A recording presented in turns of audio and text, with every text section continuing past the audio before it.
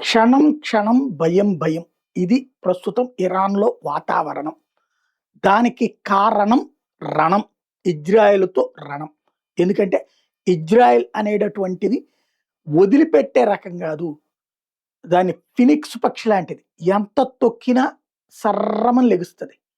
అందులో ఇప్పుడు మంచి కసి మీదుంది. కసి మీద ఉన్నటువంటి కోడె తాచులా బుసల కొడుతోంది. ఇప్పుడు కొమైనీ అంత్యక్రియలకొచ్చే వాళ్ళలో ఎవరిని బతకనిస్తది, ఎవరిని చంపేస్తదనేది భయం. చివరికి ఆ భయం ఏ స్థాయికెళ్ళిందంటే, ఎవరైనా సరే పుట్టిన తర్వాత ఆ బిడ్డల్ని కనేదెందుకు, బిడ్డల్ని పెంచేదెందుకు, అంత్యక్రియలైనా ఆ బిడ్డలు చేస్తారని జెప్పి.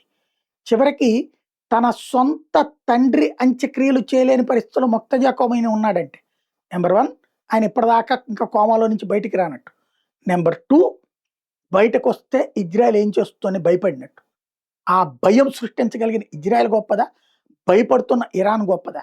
ఎవరిష్టం వాళ్ళది.